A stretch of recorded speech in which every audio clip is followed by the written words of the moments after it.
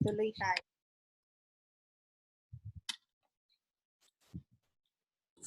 Next is sharing humor. Okay, sharing feelings na pala tayo. Page 151.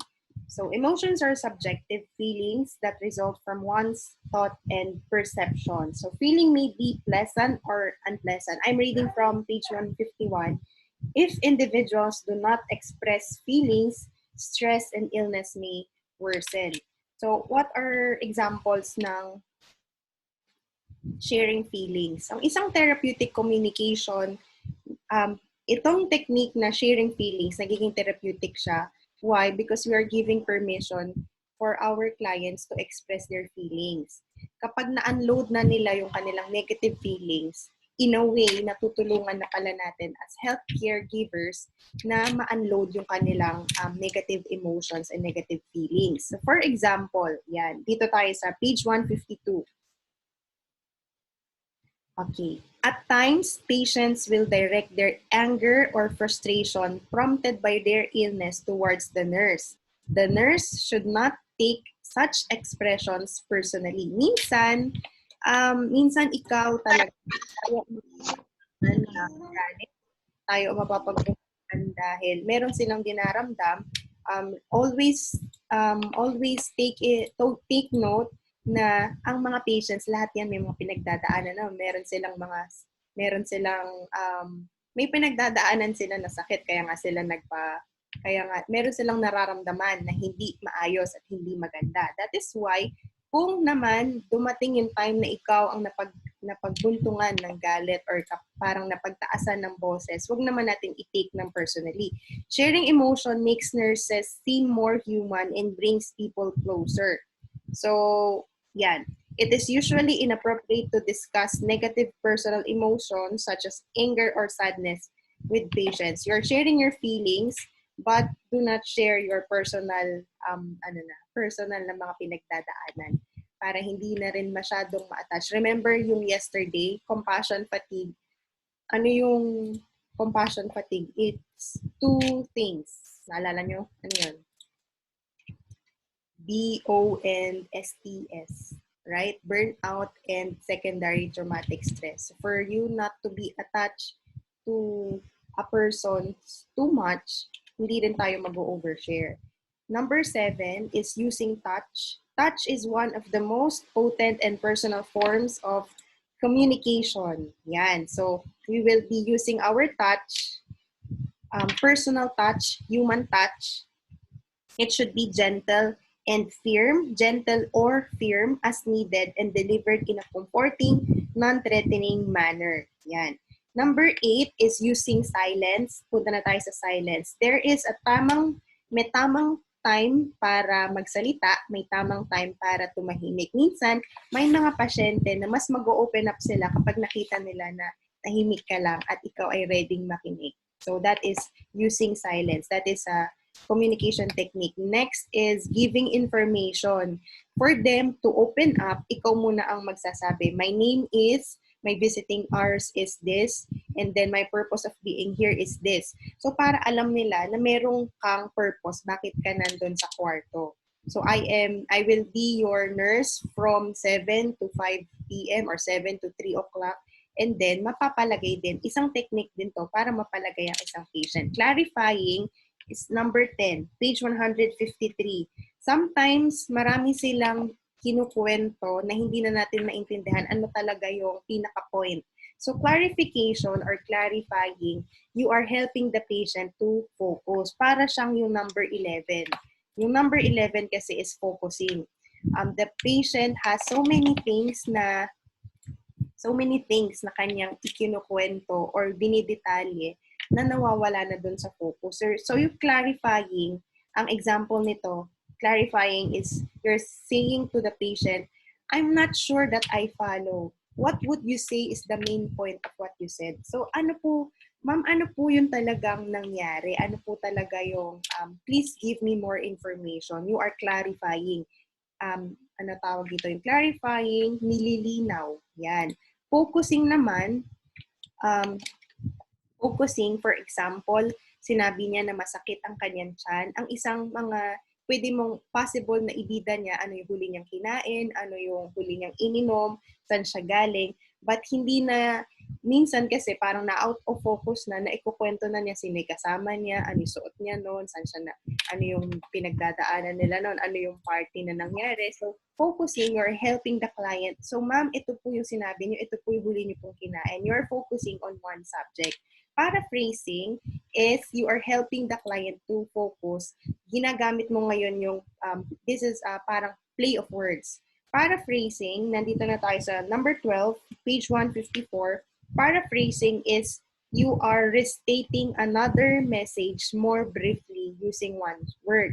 For example, sabi ni patient, I can't sleep, I stay awake all night. Sabi ni patient, hindi ako makatulog at buong magdamag gising ako.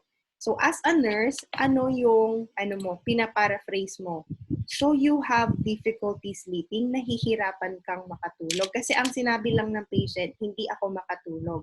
So ngayon, dahil pinaparaphrase mo siya, you are helping the patient na maintindihan niya yung situation niya, yung nagiging therapeutic na sagot natin, do you have difficulty in sleeping? Number 2, example, I have been overweight all my life and never had any problem. I can't understand why I need to be on a diet. Remember, no bias and no judgment ang always na reply. So ang reply ng nurse, you are not convinced that you need a diet because you stayed healthy. Pinaparaphrase mo lang, inaayos mo lang yung statement. Gets? Yan. Validation. Validation is a technique used by nurses to recognize and acknowledge a patient's thought. Okay. Parang sinusure mo lang na kung ano yung sinabi niya, binavalidate mo. For example, tell me whether my understanding of it agrees with yours. Tama ba yung pagkakaintindi ko? So yun yung validation. Tama ba yung pagkakaintindi ko na ito yung huli mong kinain, ito yung tinake mong mga gamot? Validation. You sound annoyed with something. Parang meron bang bagay na naiirita ka or parang naiinis ka? Is that correct? I'd like to see if what I'm hearing is accurate. Okay. Tell me if I understand your concerns regarding your surgery. You are worried that you will not be able to return to your usual life. Okay. You are, in a way, you are conveying empathy. Pinapakita mo na naiintindihan mo siya, but you are also validating, tama ba yung naintindihan mo? Right? 14 is asking relevant question. Yan, yung hindi naman tayo yung nag-o-over-ask ng mga questions. Yung mga hindi na dapat tanong, hindi naman na natin tinatanong. Just asking relevant questions. Nurses ask relevant questions to seek information needed for decision-making. Very important dito, class, that you ask only one question at a time. Huwag yung sunod-sunod. Kasi pwedeng, for example, ang pasyente ay bata. Hindi naman niya masasagot lahat. Ano yung huli mong kinain? Ano yung huli mong ganyan? Ano ganyan? Iniisip pa lang niya kung ano yung huli niyang kinain. Tapos ang dami mo ng follow-up questions. Hindi na tuloy makapag-focus. So, ask only one question at a time. Fully explore one topic before moving to another. Right? So, during patient assessment questions, follow a logical system and usually proceed from general to more specific. Okay. Let's go on to summarizing. Summarizing is like invalidating kanina, but ito, yung buong kwento, titingnan mo doon, ano yung gist, and then ibabalik mo sa kanya. You are summarizing yung kwento niya. You are summarizing the thoughts. Summarizing is a concise review of key aspects of an interaction. Okay, for example, during the past hour, we talked about your plans for the future and they include, so parang sinasummarize mo yung ibinida sa'yo, yung binigay na information. That is summarizing. When you summarize something, nalalaman ng patient, ay nakikinig yung nurse ko, nasabi niya, nakuha niya lahat. Isang tool din, how you can communicate well, is if you have yung proper tools. For example, you have your notes with you. Pwedeng kung meron kang iPad or meron kang phone, So you can take down notes, specific key informations para makuha mo yung information from that patient. Okay? Self-disclosure is subjectively true personal experiences about the self that are intentionally revealed to another person. Yung self-disclosure, medyo ano rin to, medyo sensitive din ito. Pwedeng makatulong, pwedeng hindi. Why? Self-disclosure, you are opening up to your patient. For example, meron palang similar na situation or condition na pinagdaanan mo din. For example, ikaw din ay naoperahan, natanggalan ka din ng appendix. Siya rin pala ay for appendectomy. Ano yung naramdaman mo nung time na yon? Pwede mo siyang i-share, but subject through personal experience. Never tayong magagawa ng hulang kwento. Yung, oo nga, yung kapitbahay ko, yung ganyan, yung ganyan. So, hindi tayo naggagawa ng kwento. This is a technique na pwedeng maging effective if it is from a true personal experience. Okay? Confrontation. Number 17. Bibilisan na natin, ha? Page 156. The nurse uses this technique of confrontation only after he or she has established trust and do it gently with sensitivity. For example, yung example natin kanina, you have a patient na nagsabi siya sa'yo na, nurse, gusto ko na pong mag-quit sa smoking. Gusto ko na po na dati isang pack ang nauubos ko. Gusto ko na lang po na ang goal ko na lang ngayon ay makalimang, limang stick. Ang confrontation, sinasabi mo sa kanya, ibinabalik mo sa kanya yung goal niya. Dahil nakikita mo siya na everyday ay hindi nagbabawas yung pagtitake niya ng smoking, ay pagtitake niya ng yosi. So, ibabalik mo lang sa kanya. For example, you say you have already decided what to do, yet you are still smoking. Ibinabalik mo lang sa kanya yung actions niya. Parang ipinapaalala mo lang sa kanya. But this will take time kasi kung meron ka ng trust or meron ng na-establish na relationship between the nurse and the patient na ina-acknowledge na ng patient na yung nurse, ikaw yon, you have authority over that situation. Kasi kapag ibinalik mo, for example, nurse, mas bata ka, tapos yung pasyente mo ay mas matanda, ibinalik mo sa kanya, parang feeling naman niya, pinagsasabihan mo siya. So this one, yung confrontation technique, this one, pwede mo rin tong gamitin sa mga kaibigan mo, no? Sabi mo, ayaw mo na, tapos ganyan ka pa rin. Confrontation is tamang timing. Yan. So, nandun na tayo sa therapeutic communication techniques. Now, we will go to non-therapeutic. Ito naman, yung mga non-therapeutic communication techniques. There are certain communication techniques that hinder or damage professional relationship. Merong mga communication technique, itong mga sunod-sunod na tong communication technique na to, na non-therapeutic, hindi siya nakakatulong. Okay, hindi siya nakakatulong sa communication. This technique discourage further expression. Na dapat ay nag-open up ng isang patient, ang isang client, pero dahil naunahan mo siya, meron kang nasabi na hindi maganda, so nabablock na kagad yung communication. For example, punta na tayo sa number 1. Number 1 is asking personal questions. Yan. Medyo rin yan, tricky din yan, ano. Siguro tayong lahat, for example, nasa reunion ka. Tapos, nagkita-kita ko yun ng mga tita, tito. Ba't di ka pa kinakasal? O ba't wala ka pang ganito? O bakit ganyan pa rin yung sweldo mo? Merong mga you're asking personal questions. So, for example, like this.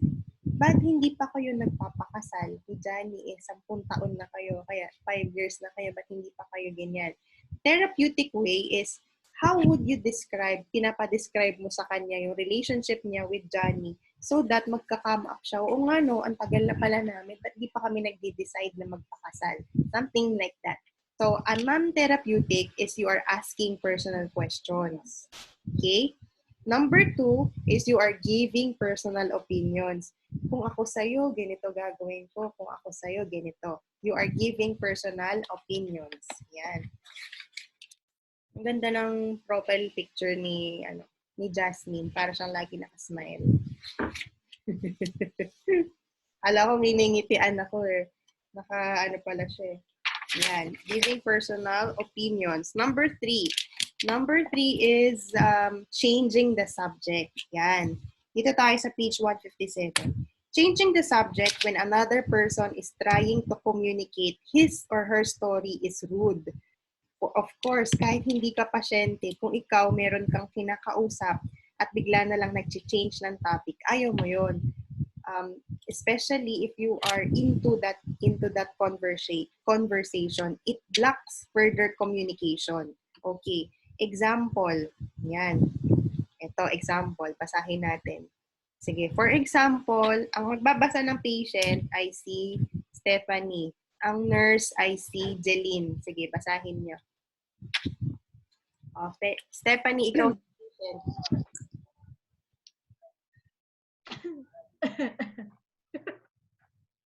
I'd like to die. Did you have visitor this weekend? Diba? Walang connect. Diba? Wala siyang connect. Gusto na niyang, nagsasabi na siya ng mga, nagbibigay na siya ng mga hint. Nakakasunod po ba kayo? Nagbibigay na ng hint yung pasyente mo. Tapos ang sinabi mo pa, do you have visitors this weekend? Parang siguro, yung time na yon, yung nurse ay hindi pa siya handa para dun sa message na yon. Gets niyo po? So yung kaninang transactional model, di ba? May sender, may receiver. Ano yung feedback? Ano yung mode of communication? Hindi naging tama. A therapeutic nurse, ano yung magiging sagot ng therapeutic nurse? Sige, si Amara, ikaw ang therapeutic nurse. Do you plan on hurting yourself? Maganda yung, bakit naging maganda? Sa tingin niyo, bakit naging maganda yung, bakit naging therapeutic yung, do you plan on hurting yourself? Meron kayong idea? Jasmine, do you have an idea? Bakit naging therapeutic yung response na from, gusto ko nang mamatay, tapos ang sinabi mo as a therapeutic nurse, meron ka bang mga naiisip na bagay para saktan ang sarili mo? Why do you think na naging therapeutic yan? May elaborate po niya, na-feel niya, ma-share niya, mailalabas po niya sa inyo. Para din po, parang way yun para malaman nyo, para alam nyo what to do with the patient. Yes. Kasi pwedeng dun pa lang malaman mo na ay meron pala tong iniisip, parang kaya pala siya nagpapabili ng lubid o kaya pala meron na pala siyang naghahanap siya ng gunting, naghahanap siya ng ballpen, meron na pala siyang mga pinaplano. So, a therapeutic nurse, tingnan nyo, no, from the communication itself, pwede ka nang makagawa ng yung healing part na nag-i-start na sa'yo just by using the therapeutic communication. Okay. Dito tayo sa page 157, sino ang may book dyan? Basahin natin yung isang example, yung number 1, yung let's not talk about. Sige. Sino ang merong book dyan? Hannah, do you have a book? Ma'am, opo, meron po. Sige, can you read yung number 1 na example? Let's not talk about your problems with the insurance company. It's time for your work. Yan. Ang therapeutic kasi dito, nagsasabi na siya ng problema niya or sinasabi na siguro ng patient niya na, naku, meron akong problema sa insurance company ko, hindi ako makabayad, baka hindi ako makalabas. Ang ginawa ng nurse, huwag na natin pag-usapan yan. Maglakad-lakad na lang tayo. Parang yung minsan yung ginagawa natin sa mga bata, dinidistract na lang natin. Para lang hindi siya umiyak, dinidistract natin. Pero kapag adult na pala ang kausap mo, that is non-therapeutic. What is a therapeutic way? Si Hans. Do you have a book? Sige. Ako po ba, ma'am? Sige. After your walk. After your walk, let's talk some more about what's going on with your insurance company. Okay. Like sinabi naman niya dito, after your walk, let's talk some more about what's going on with your insurance company. Hindi niya dinestract nang nagawa pa rin nila yung activity nila outside, pero binigyan niya ng time para mag-isip. Right? Binibigyan. Kasi minsan naman, merong time yung confrontation, naalala niyo kanina, may time yung confrontation, pero may time din yung using silence. At may time din na meron kasing mga patient or may mga tao in general na bago sila makapag-reply, gusto muna nilang mag-isip. No? Parang ino-organize muna nila yung thoughts nila. At for example, imaginein mo ako yung example, ikaw ang patient. Tapos sa isang araw, 3 nurse na iba-iba ang lagi kong nakikita. Paano ako makakapag-establish ng relationship, right? Paano ako makakapag-establish ng trust? Ngayon, kung ngayon lang kita nakita, bakit ako mag-open up sa'yo? So, yung using sympathy, yung technique na yun, you will place yourself on the shoes of the patient. Oo nga, no, kung ako yung nandun, bakit ko ikukwento sa'yo yung problema ko? Bakit ako mag-open up? Ngayon lang kita nakita. Gets? So, automatic response. Dito na tayo. Ayan. Automatic response, ito yung kahapon na napag-usapan natin, yung sa active listening, hindi pwede na meron kang auto-reply. Alam mo yun, yung nagkukwento pa lang, pero ikaw meron ka na, ay kasi ganito gagawin mo. Parang sa mga kaibigan natin, dahil usual na nilang ginagawa, alam mo na kung ano i-reply mo. But yung automatic response, this is not therapeutic in a way na inuunahan na natin sila.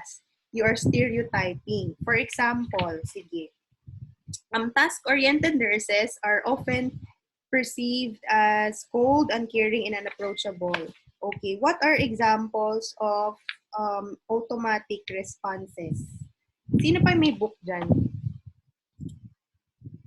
Si Stephanie, sige. Basahin mo yung 3 example dito sa automatic response. Older adults are always confused. Administration doesn't care about the staff, and just listen to your doctor and take part in activities, you'll be home in no time. Yun. Bakit kaya naging automatic response yun?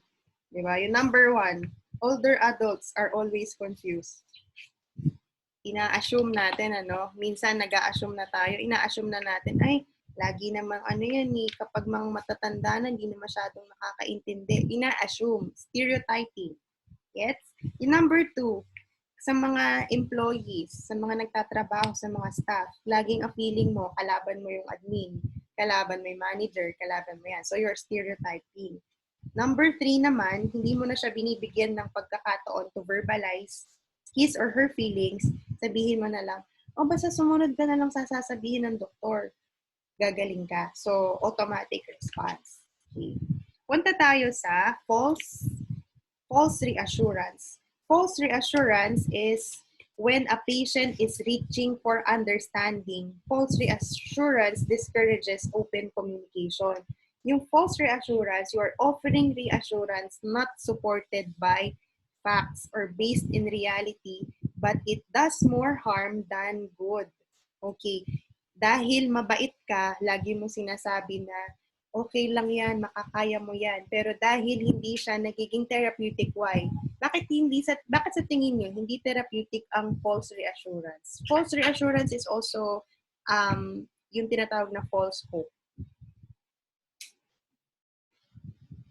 Bakit sa tingin niyo hindi siya therapeutic? Anyone?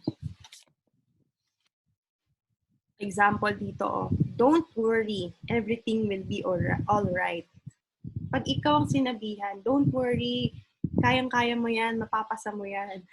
Pero ang feeling mo, dahil hirap na hirap ka na sa micropara, hirap na hirap ka sa punda, hirap na hirap ka sa mga hirap na hirap ka sa, ano ba yung hirapan kayo? Ano yung pinakamahirap ng subject? Punda po. Huwag naman. Napakadali na nga lang ito, no? Ano yung pinaka-nahihirapan yung subject ba? First year. May microbio kayo? Anatomy. Anatomy po. No, anatomy. Meron Na-take po. na po namin. Yung? Na-take na po namin yung Anatomy. Ano pa? Ano pa ba yung mga pharma? Yan, yung mga nung high school, ano ba yung mga mahihirap? Lahat po. Statistics, physics, ayan ano. Pag ikaw ang nahihirapan, feeling mo, di ba, yung feeling mo, pag ikaw nahihirapan sa subject, di ba, hindi mo na nga siya mapasa-pasa. Lagi ang score mo ay 74, 75. Tapos kapag may nakausap ka na, naku, kayang-kaya mo, ako nga, napasa ko eh. That is false reassurance, false hope. Why? Because you're not putting yourself on my shoes. Bakit? Sinasabi mo lang yan dahil pwedeng you are coming from a good point na gusto mo akong i-encourage. Pero dahil hindi na-validate muna yung feelings. Ano ba yung therapeutic na way? Si Heart, can you read? Meron ka bang book? Yan, sa page 158. Meron ka ba dyan? Sige, 158. Merong therapeutic na response. Sa example kasi, ang non-therapeutic, okay lang yan, huwag kang mag-alala, you'll be fine, gagaling ka. Pero a therapeutic way, sige, it must be difficult not to know what the surgeon will find, what can it do to help. yan. Bakit siya naging therapeutic? Nga, pag-aralan. Ma'am, for me, regarding dito dun sa pinaka binigay na sample, in-inform niya po na difficult yun, pero in the end po, magiging okay po. So, mag-ano po siya, mag-offer po siya kung ano yung help na pwede niya ma-provide dun sa tao. Okay, thank you. So, yung therapeutic communication na example dito, tama, no? It must be difficult. So, it must be difficult. So, sinasabi mo na bina-validate mo, sinasabi mo na yung pinagdadaanan niya ay tama, okay lang. Hindi, it's parang sinasabi mo, it's okay to feel that way. It must be difficult not to know what the surgeon will find is, especially, for example, ano ba yung mga cases na to? For example, mag-undergo ng biopsy. Merong treatment na first time pa lang niyang gagawin or nag-undergo siya ng MRI, CT scan, hinihintay niya kung ano yung magiging resulta. Nakita mo na very anxious yung pasyente mo. Ang false reassurance, sasabihin mo, ma'am, okay lang po yan. Paano kung hindi naging okay yung result? So, paano mo ifa-follow up na i-reassure mo? So, a therapeutic way is saying that it must be difficult. Siguro, napakahirap ng hinihintay mo, for example, kung 3 days pa yung result, 5 days pa yung result, very anxious na yun. It must be very difficult. But what can I do to help? Maybe hindi mo naman siya matutulungan. Pwede ang isa mong help ay mag-follow up ng result. Kasi ang nurse din, laging sinasabihan, di ba? Nurse, pwede mo bang i-follow up yung result ko kay Doc? Nurse, kailan po ba bibisita si Doc? Nurse, anong oras po ba? Ikaw ang laging tinatanong. So, what can I do to help? You're always there to offer your help. Okay. Punta na tayo sa sympathy. Sympathy sa Tagalog ay simpatya or yung awa. Sympathy is concern. You are concerned. You are showing sorrow or pity felt for another person. A nurse often takes on patient's problem as if they were his or her own. Yan. Sympathy is a subjective look at another person's world that presents a clear perspective of the issue confronting that person. Yung naka-highlight dito, no? Although sympathy is a compassionate response to another situation, it is not as therapeutic as empathy. Ano ba yung pinagkaiba ng sympathy and empathy? Yung sympathy po is yung pity po, kaawaan. Tapos yung empathy po is yung pakikiramay. I mean, yung paano ko ba? Kasi pakikiramay, hindi po siya terms na namatay. I mean, pag may problem, i-comfort mo siya, ganun po. Okay, ano yung isang practical na example? Hindi ko alam kung kayo yung nabigyan ko ng example kahapon. For example, meron kang nakikita, madalas tayo may nakikitang mga street children, mga street kids. Sila ay laging kumakatok sa inyong, kumakatok sila lagi sa bintana. Diba? Lagi silang nanlilimos. Sympathy is naaawa ka. Naawa naman ako sa mga street children. Empathy is kahit nasa simple mong gawa, meron kang ginagawa. Ito yung si empathy is awa plus gawa. Meron kang naaawa ka and you are putting it into action. That is empathy. Ngayon na naawa ka, that is sympathy. But yung empathy is, anong pwede kong magawa on my own strength, nakakayanan ko para matulungan ko yung tao na to. For example, pwede kang, may isang time no na merong isang grupo ng street kids, siguro mga 3 sila or 4, na dito, binilan ko sila ng burger sa McDo. Sinama ko sila sa loob ng McDo. So ngayon, ang ginagawa ng guard, sabi nila, hindi kayo pwedeng pumasok dahil sinabi ko na kasama ko po sila. So tuwan-tuwa sila. Sabi nila, dati po, Ate Roma, dati po kami, kumakatok lang kami sa bintana. Ngayon, nandito na kami sa loob. So yun yung pinagkaiba ng empathy. Sympathy is naawa ka lang, pero wala kang ginagawa.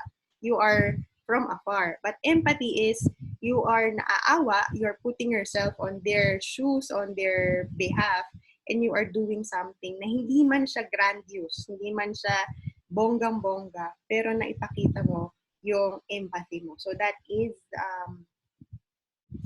empathy. Sige, basahin natin yung non-therapeutic at therapeutic communication. Sino pa may book dyan na hindi pa nakakapagbasa? Tawag ako. Andito ba si Bon? John Bon? Are you there? Ma'am, mahina po ang wifi. Amory. Nakita kita, Amory, kanina. Ma'am, ito na po. Sino yan? Ito na po ako, Castro po. Okay, sige. Castro po. Sige, Castro. Do you have a book? Basahin mo nga yung non-therapeutic communication sa sympathy. Yung example. Wala pa po akong book. Sige, Di sino ba po ako nakakaluwas ng kap? Ma'am, meron naman po ata dyan, ma'am, sa sa PPT. Ayun pala, po. ito pala, sorry. Ayan. Von, pwede mong basahin dito yung non-therapeutic. Ito yon, yung I'm sorry.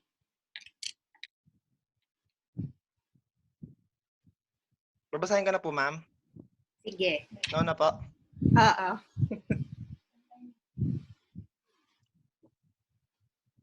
Kaya today? I'm sorry about your operation. You probably... Po? Sige, game. I'm sorry about your operation. You probably feel devastated. Therapeutic, your operation is a major change. Do you feel comfortable talking about how will you affect your life? Okay, thank How you. it affects your life? Okay, ang non-therapeutic is, I am so sorry about your hysterectomy. You probably feel devastated. Ang therapeutic communication naman, the loss of uterus is a major change. Do you feel comfortable talking about how will it affect your life? Bakit siya naging therapeutic? Yung pangalawa. Bakit naging therapeutic? Tingin nyo. Parang magkamukha lang, no? Parang sige, Hana. Para sa akin po, try lang. Parang binibigyan po ng nurse yung patient ng kung paano niya i-reflect yung magiging buhay niya, kung paano siya makakapag-move forward po. Parang binibigyan niya ng idea kung paano pa po gagawin niya sa buhay. And kasi po sa una po kasi, parang mas lalong madadown po yung patient kung yun po yung sasabihin ng nurse. Tama. Yan, yung non-therapeutic kasi, no, binigyan mo na siya kagad. You probably feel devastated. Yung devastated, word, negative siya na mabigat na word, no? You probably, yung emotions niya, he or she may feel devastated. Devastated kasi sa Tagalog, parang wasak, talagang parang talaga. Sobrang down po. Sobrang downing yung yung statement na to. But a therapeutic way is, yung tama yung sinabi mo, no? You are giving the patient yung pagkakataon para mag-reflect. O nga, no, after ng surgery, may mangyayaring major change sa kanyang buhay. So ngayon, hindi mo siya pinapangunahan na ikaw na yung nagde-decide sa kanya, but you will let the patient, think on her own. Right? So, dun na tayo sa, may tanong ba dito sa sympathy? Yan. Pwede niyong gamitin yan sa, practice niyo yan sa mga kaibigan, sa mga kapatid niyo. Asking explanations. Yan. Some nurses are tempted to ask patients why they believe, feel, or act in a certain way. Patients frequently interpret why questions as accusations. Lalo na sa mga mentally impaired na mga or merong mental health condition na mga patients or persons or clients, very accusing sa kanila yung kapag sinabi mo na why. Why or Bakit? bakit? Yan. Napakaano sa kanila. Parang iniisip na nila kagad, anong ginagawa ko? Bakit? Ano yung, sila kagad yung tina-target mo. Okay? Why are you so anxious? Bakit ka nababalisa? Bakit ka natutuliro? Yan. A therapeutic way is you are acknowledging what the person is experiencing. You seem upset. Diba? Parang sabi ni Facebook, what is on your mind? Kaya therapeutic yung nagawa ni Facebook, kasi hindi niya iniisip, hindi niya tinatanong kung ano yung nangyari sa buong maghapon mo, pero ang tinatanong niya, ano yung nasa isip mo? Kaya naging patok, diba, yung status na yan. What is on your mind? Kasi hindi man magkakapareho yung pinagdadaanan, pero lahat tayo may iniisip sa loob. So what is on your mind? So you're asking explanation. This is non-therapeutic kapag why. Why is that on your mind? Di ba? Parang iniisip mo, bakit yun lang yung naiisip mo? Pero pag sinabi mo naman na ano yung naiisip mo or paano mo yan naisip, paano, pero pag sinabi mo bakit, nag-a-accuse na tayo kaagad. Okay. Doon tayo sa page 159. Sa page 159, sino nakita ko kanina? Parang nakita ko si Laila. Leila, do you have a book? Meron kang book? Can you read yung page 159, yung example dito? The non-therapeutic and the therapeutic communication.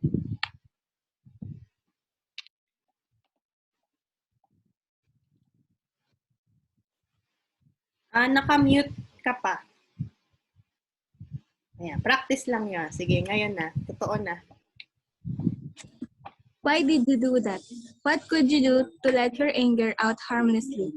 Next time this comes up, what might you do to handle it? Okay, thank you. Okay, sige, tingnan natin At non-therapeutic way is, why did you do that? Bakit yun ang ginawa mo? A therapeutic way is, what could you do to let your anger? Ano yung pwede mong magawa para hindi na mangyari yun? Or kapag dumating yung pagkakataon na ito, ano kaya yung pwede mong gawin? So you are helping the person, you are helping the patient to think on her own. Right? Nakikita niyo pinagkaiba? Yung isa, nag-a-accuse na tayo kagad. Ba't mo ginawa yun? Bakit mo kinain? Or bakit yun ang ininom mo? Bakit yun ang ginawa mo? So, that is non-therapeutic. Okay. Tandaan nyo yung dinidiscuss natin ngayon, non-therapeutic. Kanina, therapeutic. Okay. 8 is giving approval or disapproval. The nurse should not impose his or her own attitudes, values, beliefs, and moral standards on others. Hindi natin ini-inject. Pwede tayong magbigay, you are sharing hope, you are sharing motivation to the patient, but we will not impose our own beliefs. Why? Dahil meron pa rin silang sariling mga pag-iisip, meron pa rin silang sariling will. Okay? Can we read yung non-therapeutic communication na example dito? Neshel, do you have a book there? Non-therapeutic communication, 159. Ma'am, I don't have a book po. Sino yung meron yan? Sino yung nakikita ko dyan? May po.